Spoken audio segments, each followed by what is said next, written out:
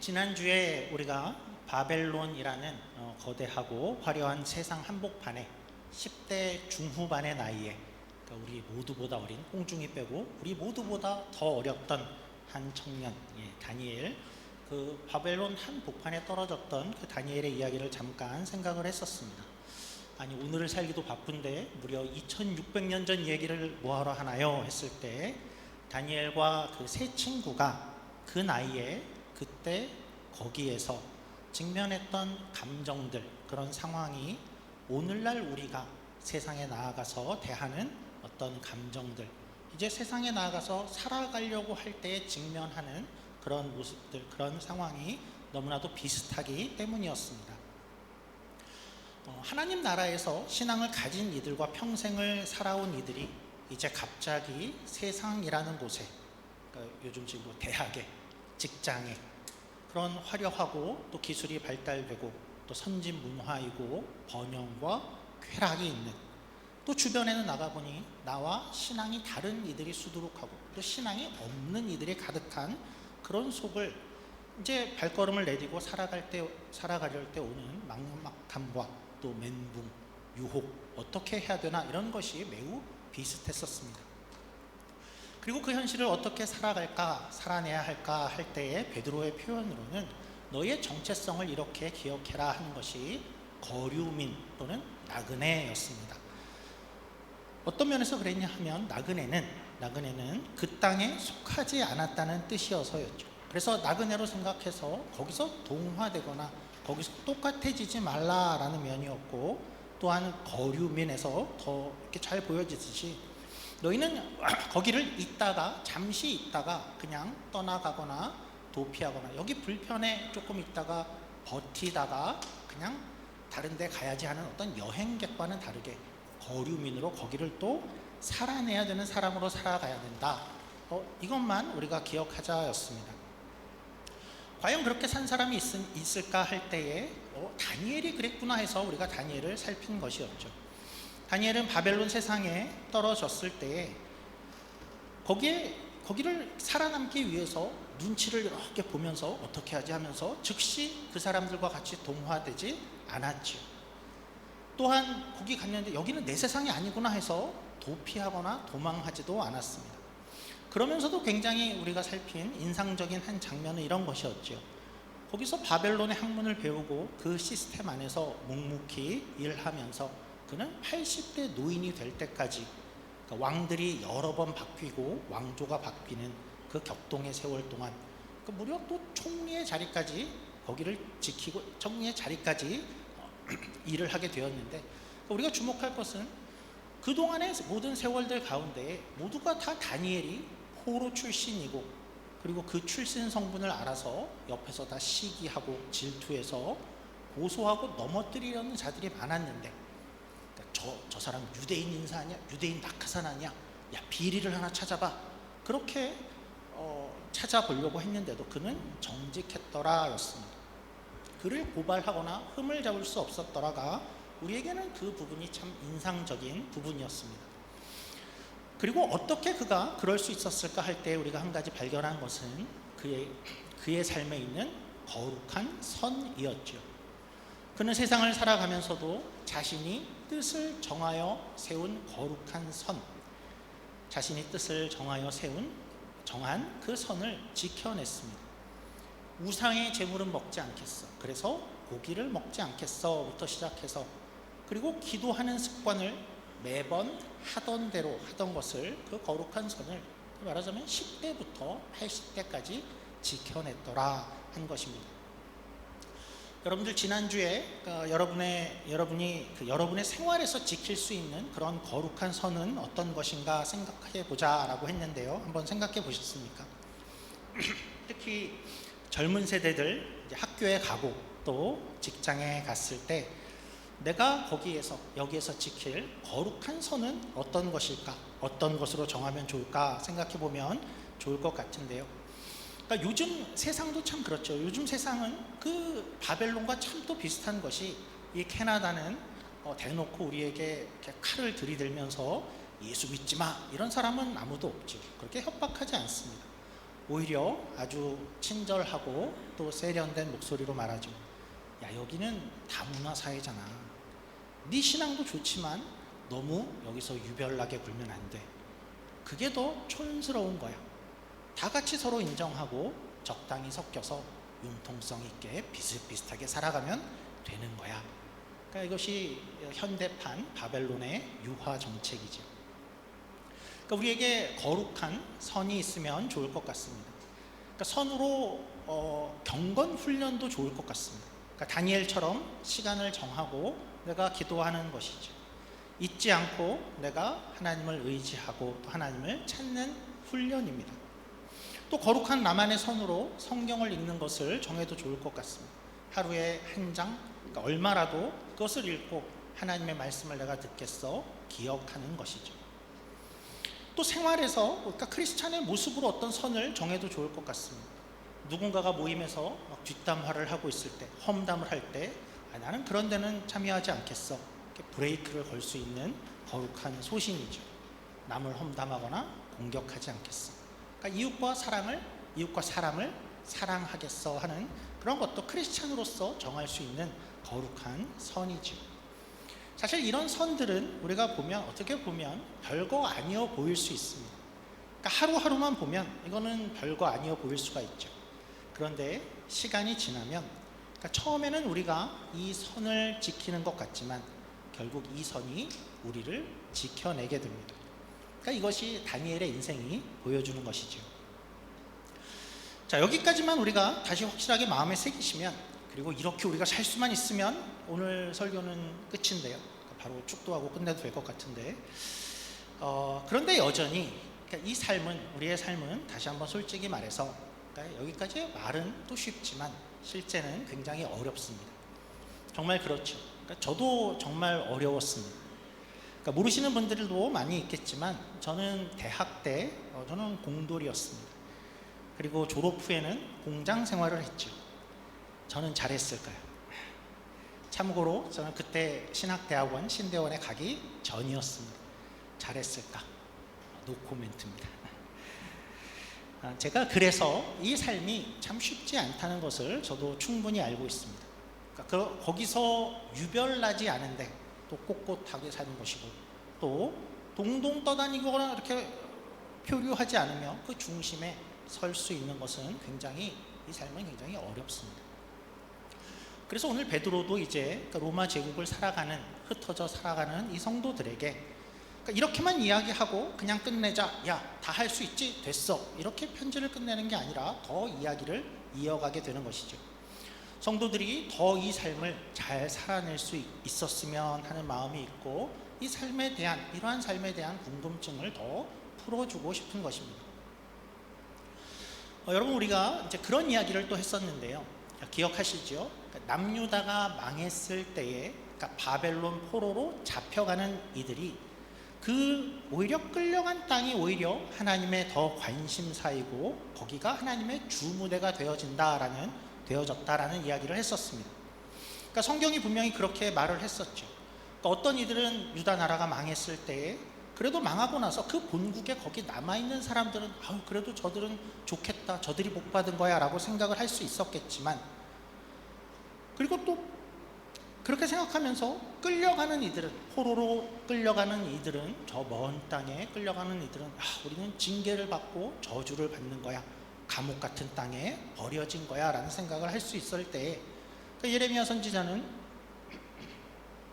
아니다, 바벨론 땅으로 끌려가는 너희가 오히려 더 좋은 무화과다 라고 했고, 에스겔 선지자도 환상을 통해서 하나님의 영광이 예루살렘을 떠나서 바벨론으로 이사를 가는, 하나님이 이제 바벨론 땅으로 가시는 그런 모습을 우리가 확인을 했었죠.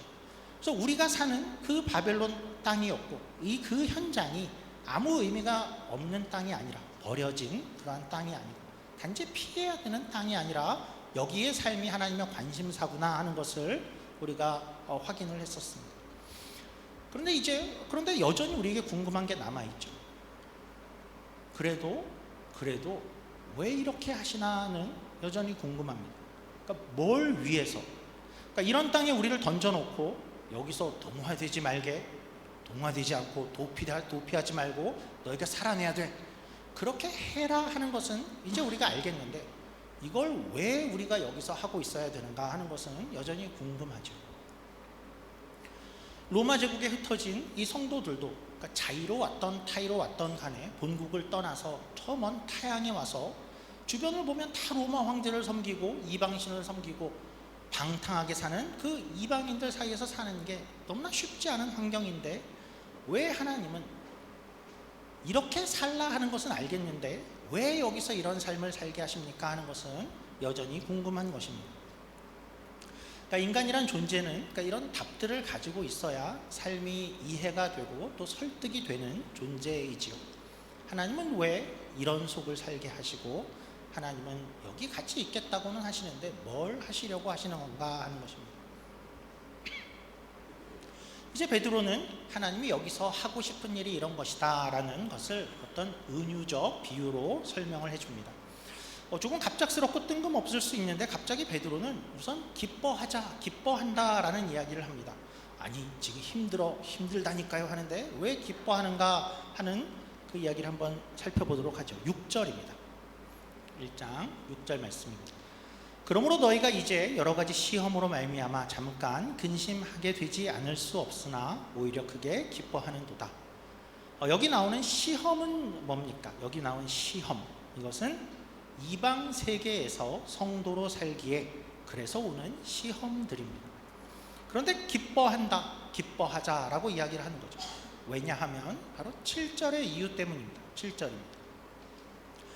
너희 믿음의 확실함은 불로 연단하여도 없어질 금보다 더 귀하여 예수 그리스도께서 나타나실 때에 칭찬과 영광과 존귀를 얻게 할 것이니라. 그러니까 너희에게 시험이 올 때에 기뻐하라 인데요. 와 시험이 왔어. 시험 너무 좋아. 이러면서 시험 자체를 기뻐하는 것은 그건 정신이 이상한 것이고 그 시험이 그러니까 결국 뭘 만들어낼 것인지를 안다면 기뻐할 수 있다라는 이야기를 하고 싶은 것이죠. 일단 답은 이 시험이 너희의 믿음의 확실함을 만들어낸다라는 것입니다. 우리 7절 다시 한번 볼까요? 7절 화면을 주시면 여기에 답은 이 시험이 너희의 믿음의 확실함을 만들어낸다라는 것이죠. 그리고 그 믿음이라는 것은 얼마나 귀한지 당시에 가장 귀한 것이라 여겨지는 금보다 더 귀하다입니다. 금이 귀하다 해도 결국은 없어질 것 아니냐이죠. 그런데 그 없어질 금을 위해서도 그 재련공이 열심히 불로 연단을 하는데 그 금보다 더 귀한 믿음을 위해서 하나님이 열심히 연단하는 것이다 라는 것을 베드로가 말하고 싶은 것입니다. 어떤 면이 이제 금을 재련하는 과정과 비슷한가 하는 것을 좀 생각해 보면 좋을 것 같습니다. 우선 고대로 좀 가보죠. 고대로 가면 고대의 금을 재련하는 과정을 보면 광산에서 먼저 금광석을, 그러니까 원석을 가져오겠죠. 원석을 가지고 오면 그것은 그냥 겉보기에는 그냥 돌덩이 같습니다. 그러니까 거기에는 물론 그 안에 금이 들어가 있지만 그러니까 쓸데없는 흙이나 지저분한 불순물들이 많이 묻어 있고 섞여 있어서 그냥 돌덩이로만 보이죠. 근데 이것을 이제 순금으로 만들어야 되는데 어떻게 하죠? 이것을 뜨거운 용광로에 넣습니다. 뜨거운 불 속에 집어넣어야 되는 것이죠. 그 불 속에 들어가면 이제 그 원석이 아주 뜨거우니까 이제 녹아지기 시작하면서 그리고 지저분한 불순물과 찌꺼기들이 위로 둥둥 떠오르게 됩니다. 그러면 그때 이제 재련공이 옆에 있다가 옆에서 국자를 들고 불순물들을 계속 걷어내게 됩니다. 그러니까 불순물이 섞여 있을 때는 그 녹아진 액체 뜨거운 그 금물 표면은 아주 거칠고 시꺼머 죽죽하겠죠. 그리고 불투명합니다. 그러니까 아무리 그냥 들여다봐도 탁한 액체이죠. 근데 재련공이 옆에서 계속 찌꺼기를 건져내고 걷어내다 보면 이 일을 계속 하다 보면 어느 순간에 이제 찌꺼기가 다 빠져나가면 그 금물이 굉장히 순수해지고 표면이 부드러워진다고 합니다. 그리고 마치 그 당시에 최고급 거울 정도의 그런 모습으로 그렇게 거울 역할을 하는 것처럼 그렇게 변한다고 합니다. 그러니까 얼마나 이 반사가 잘 되고 투명해지는지, 그러니까 재령공이 옆에 있다가 그 근무를 이렇게 들여다보면 자기의 눈동자가 보이고 수염이 보이고 땀방울까지 보일 정도가 된다라고 하죠. 그러면 그때 다 되었구나 하는 것을 알게 된다라고 합니다. 무슨 말을 하고 싶은 것일까요? 그러니까 성도를 바벨론에 넣는 것. 그러니까 바벨론은 또 이 세상은 우리를 재련하는 용광로와 같다라는 것이겠죠. 그래서 용광로에 넣는 것은 야, 굉장히 뜨겁지, 엄청 뜨겁지, 여기서 고생 좀 해봐라. 바벨론에 가서 끌려가 있어, 여기서 고생 좀 하고 와. 그것이 목적이 아니라는 것이죠. 거기서 동화되지 말고 도피하지 말고 버텨내야 돼. 그것 자체는 목적이 아니라는 것이죠. 진짜 목적은, 그 끝은 그렇게 해서 너희를 순금보다 귀하게 만드는 게 하나님의 기대다라는 것을 이제 베드로가 말하고 싶은 것입니다. 사실 이 재련의 예는 우리에게는 좀 생소할 수 있지만 신약 성도들에게는 꽤 익숙한 예였습니다. 우리 구약 성경 말라기 3장 3절을 한번 보죠. 그가 은을 연단하여 깨끗하게 하는 자 같이 앉아서 레위 자손을 깨끗하게 하되 금, 은같이 그들을 연단하리니 그들이 공의로운 제물을 나 여호와께 바칠 것이라. 그러니까 하나님이 금과 은을 연단하듯이 그렇게 성도들을 깨끗하게 성결하게 만들 것이다의 비유이고, 이것을 신약 성도들은 알고 있었습니다. 그러니까 우리 이야기로 한번 해보죠. 우리 이야기로. 하나님은 왜 우리 인생을 그저 평탄하게만 두지 않으실까요? 왜 곤란한 일들은 자꾸 생기고, 왜 갈등이 생기고, 왜 어려움이 생길까요? 또 직장에 가고 또 사회에 가면 왜 이렇게 내 마음에 안 드는 사람들은 이렇게 많을까요? 거기서 네 모습을 봐라이죠. 또한 세상 사람들 속에 있으면서, 세상 사람들을 보면서 그들과 같아지고 싶어지는, 그들과 같이 살고 싶어지는 네 욕망을 봐라. 사람들이 쾌락을 즐기는 그 모습을 보면서 와, 부러워하는 네 또 정욕을 살펴봐라. 네 안의 모습을 봐라 이제. 또 때로는 하나님 없이도 보니까 내가 그냥 내 힘으로도 이 세상을 살 수 있을 것 같아. 내 행복은 내가 만들 수 있는 것 같아 라고, 하나님이 꼭 필요하지 않은 것 같아 라는 생각이 드는 어떤 스멀스멀 올라오는 그런 영적 교만을 한번 봐봐라 입니다. 다른 사람들처럼 내 마음에 안 들면 분노하고 내 힘을 자랑하고, 온유하거나 오래 참지 못하고 성질을 부리고 그냥 그들처럼 다른 사람들 다 그렇습니다 하고 동화되는 네 모습을 봐봐라. 직장에서, 세상에서 또 힘의 논리로 군림하는 그런 원리, 그러니까 너한테도 그대로 있는 것을 한번 발견하고 봐봐라. 그러니까 등등이지. 그리고 그것이 이제 우리가 용광로에 있기에 하나씩 드러나게 되고, 하나씩 그것이 떠오르면 하나님은 그것을 하나씩 봤지. 네 안에 이런 게 있었어. 우리 이제 이것을 걷어내는 일을 하신다라는 것입니다. 이런 질문을 할 수 있을 것 같습니다. 하나님, 삶이 너무 뜨겁습니다. 이 일을 언제까지 해야 됩니까? 답을 심플하게 말하자면 이렇습니다. 하나님의 우리의 삶을 들여다보실 때에 우리의 어떤 옛날 승질머리 대신에 이제 예수님의 얼굴이 거기서 비치면 됐다까지입니다. 재령공이 그 근무를 바라봤을 때 자기 얼굴이 비칠 때가 끝이라고 했죠.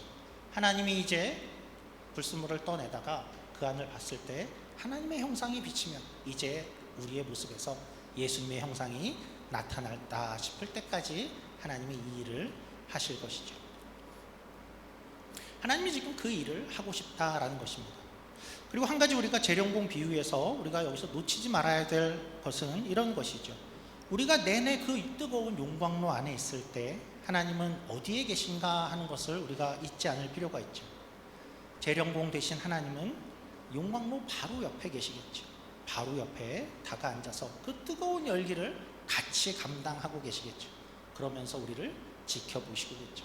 우리를 저 뜨거운 고난에 던져놓고 야, 너 혼자 거기서 버티고 와 하신 게 아니고, 우리가 힘들어서 아둥바둥할 때, 또 불순물이 떠오를 때 하나님은 바로 옆에서 열기를 견디시고 우리를 걷어내시고 도우시고 일하신다라는 것입니다.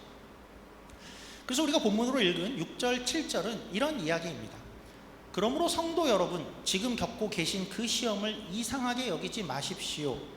그러니까 이런 것이 오는 것은, 이런 시험이 오는 것은 하나님이 그것을 막아주지 못해서가 아니고, 또 하나님이 막고 싶은데 힘이 없어서 아이고야 이걸 내가 못 막았네 해서 그런 시험이 우리에게 오는 것이 아닙니다. 오히려 하나님이 뭔가를 하고 싶으셔서입니다. 이유가 있다. 우리를 정금과 같이 만들어 가실 것입니다. 이제 그 소망에 대한 이야기를 해주는 겁니다. 소망을 잊지 말아라 이죠. 그런데 생각을 또 해보면 우리 현실에는 또 하나의 한계가 있습니다. 우리가 용광로 안에 있을 때에 우리는 어떨까요? 용광로 안에 있으면서 나는 이제 정금과 같이 될 거야. 즐거워야지. 꽤 뜨거운데? 좋아.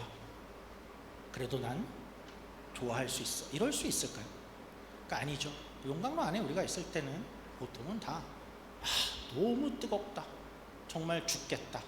정신이 없을 것입니다. 그러니까 우리가 어떤 고난을 당하면서 그 한가운데 있으면서 그저 의연하기라는 것은 굉장히 어렵습니다.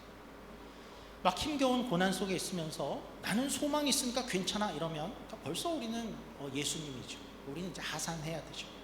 우리는 보통 그렇게 못하죠. 그게 우리의 모습입니다. 그런데 그 소용돌이가 조금 지나갔을 때, 지나갈 즈음에, 그러니까 이걸 알고 있고 이걸 가지고 있는 사람과 그렇지 않은 사람은 아주 큰 차이가 있죠. 어떤 사람은 야, 내 삶은 너무 뜨거워. 된장, 이게 도대체 뭐냐? 나는 저주받았어. 이번 생은 망했어. 라고 하게 되고, 그렇게만 하게 되고, 그리고 늘 혼돈 가운데만 머물게 되죠. 삶의 이해가 전혀 되질 않습니다. 도대체 하나님이고 뭐고 다 필요가 없나 봐로 그치는 어떤 사람들이 있는 반면에, 근데 잠시 정신을 차릴 수 있는 사람은, 그리고 이 베드로가 이야기한 그 하나님의 목적을 알고 있는 사람은 생각을 할 수 있게 되죠. 내 인생에 지나간 이런 일들에, 그리고 내가 지금 겪고 있었던 이 일들에 그런 이유가 있겠구나. 어떤 목적이라는 것을 생각하게 되고, 이것을 안다라는 것은 다시 살아갈 힘을 갖게 할 수 있게 되는 것이죠. 그리고 이것을 반복하게 되면 우리는 조금 더 성숙해지고 조금 더 강해질 것이고, 그러면 조금 더 높은 수준이 될 것입니다. 그러면 아마 베드로가 말한 것처럼 이제 시험이 다가올 때에 그래, 이제 또 올 게 왔구나. 예전에 왔었던 그거와 비슷하구나. 내가 이것을 지나면 조금 더 성숙하겠지 하는 그 정도가 되는 것이고, 그러면 많이 강해진 것이겠죠. 그렇게 하나님은 우리를 향한 그런 궁극적인 목적을 가지고 있다라고 말씀을 하시고, 베드로는 이 일을 위해서 우리가 힘을 내자라는 표현을 또 하게 되는데요. 우리 13절도 한번 읽어보죠. 13절입니다. 그러므로 너희 마음의 허리를 동이고 근신하여 예수 그리스도께서 나타나실 때에 너희에게 가져다 주실 은혜를 온전히 바랄지어다. 같은 이야기입니다. 우리가 이 일을 하는 이유, 그리고 우리가 이 일을 견딜 수 있는 그런 근거는 예수 그리스도가 나타나실 때, 그때 그 결국을, 그때 어떠할 것을 바라보자라는 것이죠. 그리고 여기 마음의 허리를 동이라라는 것은 어려운 뜻은 아니겠지만, 고대인들은 옷이 이렇게 철렁철렁하죠. 원피스 같기도 하고 가운 같기도 하고 철렁철렁해서 전투를 하거나 본격적으로 일을 할 때 이렇게 허리를 동인다라는 것입니다. 우리식으로는 달리기 할 때 운동화 끈을 조인다든지, 체육복이 흘러내리는 것을 입고 뛰어본 경험들이 있으실 것 같은데 굉장히 힘들겠죠. 옷을 자꾸 뛰어야 되니까. 또 우리가 이제 세상을 달릴 때에 미리미리 풀어지지 않도록 경계하고 바짝 붙잡고 이제, 그리고 결승선을 바라보자라고 이야기를 하는 겁니다. 그리고 나서 베드로는 이제 베드로전서 곳곳에서 어떤 이야기들이 곳곳에 등장을 하냐 하면, 그 결승선, 그 최종선에 우리가 도달하게 될 때에 우리의 모습이 이럴 것이다 라는 것을 보여주는 것을 우리가 발견하게 됩니다. 우리식으로 생각하면 어떤 비전 제시, 이렇게도 될 수 있을 것 같고, 동기부여라고도 표현할 수 있을 것 같은데, 그러니까 예를 들면 이런 식 같습니다. 그러니까 어떤 운동선수가 있습니다. 운동선수가 있는데 운동선수의 매일매일의 훈련은 그저 고달프지요. 매일 팔굽혀펴기를 해야 되고 매일 아침 알람 소리를 듣고 일어나야 되고 또 무게를 드는 것이 고되지요. 그런데 어느 날 코치가 와서 야, 우리가 조금만 더 하면 될 것 같아. 이제 올림픽에 나가고 저 올림픽에서 금메달 자리에 네가 올라서고 애국가가 울릴 것을 상상해봐. 그런 모습을 상상하는 것은 동기부여가 되죠.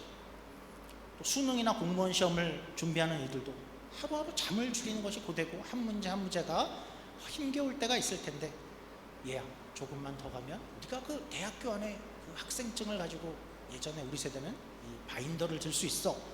공무원으로 취직을 하게 될 거야. 그것을 상상해봐 하는 것은 어떤 오늘을 이길 힘이 되겠죠. 비슷한 면에서 베드로는 우리가 어떤 모습이 될 수 있을 것인가 하는 것을 이런 식으로 보여줍니다. 물론 이런 부분들은 우리가 오늘 해야 되는 모습들로도 해석이 되겠죠. 우리가 오늘 해야 되는 모습이기도 하지만 결국 이것을 해내는 모습이 될 거라는 이야기가 될 것 같습니다. 우리 한번 보죠. 1장 14절입니다. 너희가 순종하는 자식처럼 전에 알지 못할 때에 따르던 너희 사욕을 본받지 말고 오직 너희를 부르신 거룩한 이처럼 너희도 모든 행실에 거룩한 자가 되라. 기록되었을 때 내가 거룩하니 너희도 거룩할지어다 하셨느니라. 그러니까 이런 뜻이죠. 이런 모습이죠. 너희가 이후에 어떤 모습이 될 거라고 생각하니, 너희가 이 일들을 지나고 이 시간들을 견뎌내고 마지막 날을 고대하고 있을 때, 예수 그리스도가 올 때, 그 날이 될 때에 하나님이 계획하신 모습은 이런 모습이 어떤 모습이냐면 거룩한 모습이 되는, 하나님이 거룩한 것처럼 너희가 거룩한 사람이 되어질 거야. 믿음의 확실함으로 금보다 귀한 모습으로 거룩한 모습이 되어질 거야. 알죠? 또 볼까요?